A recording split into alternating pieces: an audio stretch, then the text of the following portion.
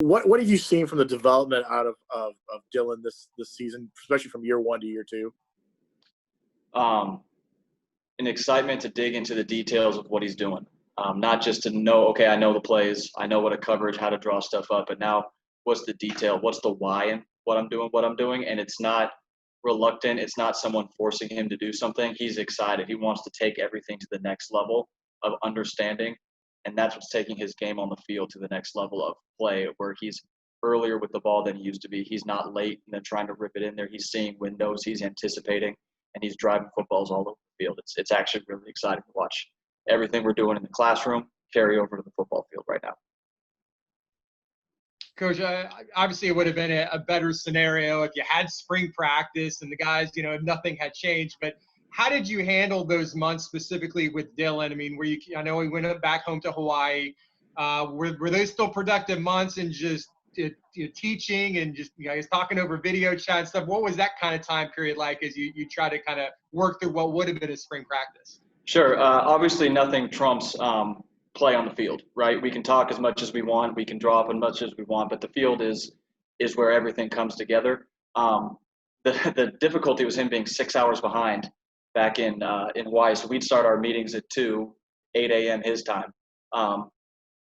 It was the benefit of it was because we couldn't go on the field and because you weren't pushing to get an install in and get something, okay, it's installed so we can go practice it now. Like I just answered the first question, it was a lot of the why and why defenses structure themselves like this and why people defend us a certain way and defend other offenses a different way. Because when you have months and months and months of just Zoom meeting time, you can only talk about, installing certain plays so many times. Now it's like, all right, let's dig in. Let's find some other stuff here. Why are people doing this? Okay, this is what they're doing, but why? And we just spent a lot of time on the why of football, why people do certain things, why people structure things certain ways. And I think that was, for losing the on-field time, I think it was very beneficial mentally to our entire quarterback room. Coach, we just talked to Sam Jackson and asked him what he's seen from Dylan as well, and he said his confidence has expanded. Do you think that is a factor of what you talk about, the understanding the nuances of the game more as he has, or is there something more to that has helped his confidence? I think that's the main cause, is absolutely. It's hard to be confident. You can show confidence, but if you don't know what you're getting, if you don't know where you're supposed to go with the football, if you can't see the defense, how they're moving, how they're rotating, and go, okay, this is dead, I'm over here, I'm dropping it down, I'm getting outside. It's really hard to have that real confidence that you can feel, where you're like, I'm in control, I know what's going on, I got this, let's go. Like, that confidence comes from understanding both your offense even better, your protections, and also what you're getting on the other side of the football. So that's absolutely a leading cause into why the whole team is feeling a different guy when he stands in the huddle. Joey, what have you seen from Quadri Jones and his development this fall? Quad has had an absolutely amazing camp. He's as quick-minded as everybody we got as far as getting into checks. I got to get my pro over here. I got to flip it over here. Hey, everyone's down. I'm checking. I'm going over the top. Understanding his protections, understanding defenses, and his arm talent is elite. He can throw balls from all different arm angles, different body positions, and snap the football all over the field. So Quad has been very, very good all fall camp. He still was going good into now that we're going into game prep, and we have complete confidence that if Quad steps on the field, we can run everything in our playbook, let it keep rolling. Coach, I know last year was a learning experience every time Dylan went out onto the field. Would you say he has a full plate now in terms of the offense? I mean, you're not going to hold anything back because he's a young guy and everything. Do you feel like, you have everything you want to run, you can run with Dylan? Short answer, yes. He can handle it. You can put it on him. And then it's our job to be like, okay, what makes the most sense? Because just because you can put everything on him doesn't mean you necessarily should, right? We want him to be free and not thinking a bunch out there and just letting it rip, especially the way we play. We want to attack. We don't want to be sitting back trying to figure everything out. We're going to attack and take it to the other side of the ball.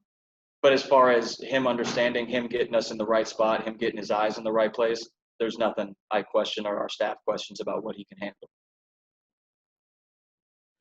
Joey, you lose a guy like Darryl Mack who had some experience and familiarity with the offense.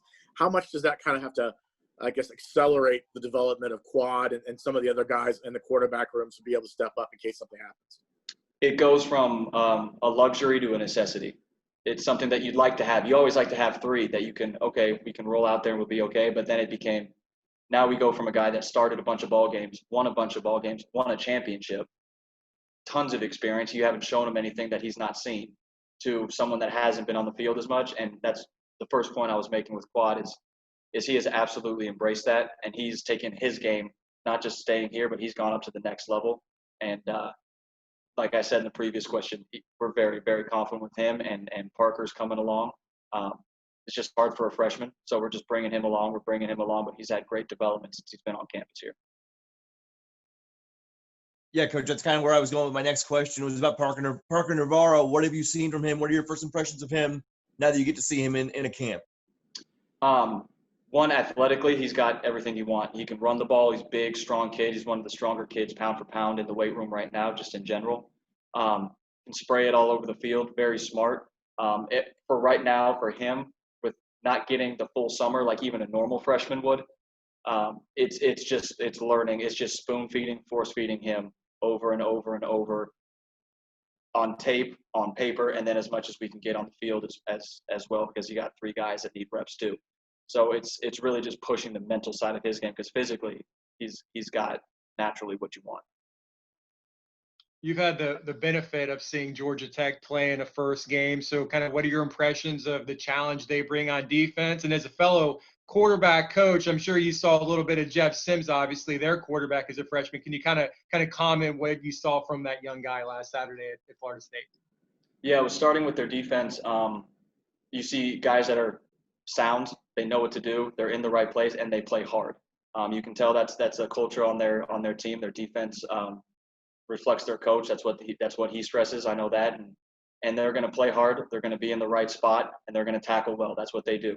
We have to push our tempo. We have to do shifts, trades, motions, try to get some free runs and stuff like that. And it's a very good defense. It's going to be a great challenge in week 1. As far as Jeff Sims, I haven't watched a ton of their offense, but what it looked like on tape was just a young man that didn't really get overwhelmed by the moment. First game on the road, he looked in command. He looked like he was confident out there on the field, and like the moment wasn't too big for him. So I thought he had a very good opening game for a freshman quarterback. Mackenzie Milton obviously is still around, making it and trying to make his way back. What have you seen from him? And everyone has spoken about how much he's kind of gotten better and developed and gotten stronger. What have you seen from him personally? Yeah, he's absolutely changed his body.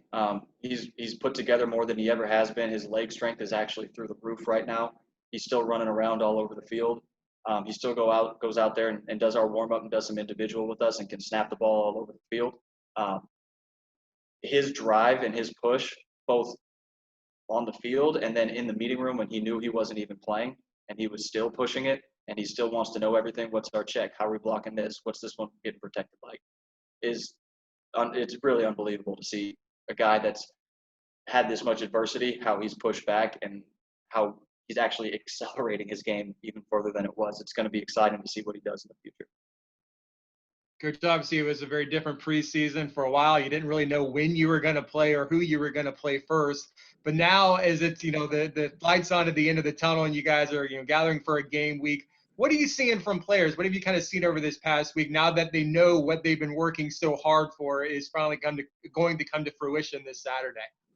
It's been great because there's that different energy. There's always an energy that shifts when you go from fall camp to practice, right? But now that it's like, okay, we're playing. It's not if, it's not maybe, it's not if this happens. We are playing on Saturday afternoon. It's that re-upped energy of like, here we go. It's that new breath. It's the new life. And there's a buzz around this facility right now. We're ready to go play. It's been too long. We're ready to go play. Okay, thanks, Coach. We'll wrap up there. Thank you all for being here, and we'll see you tomorrow with Coach Halzle. Thanks, guys. Thank you, Coach. Thanks a lot. Thanks, guys.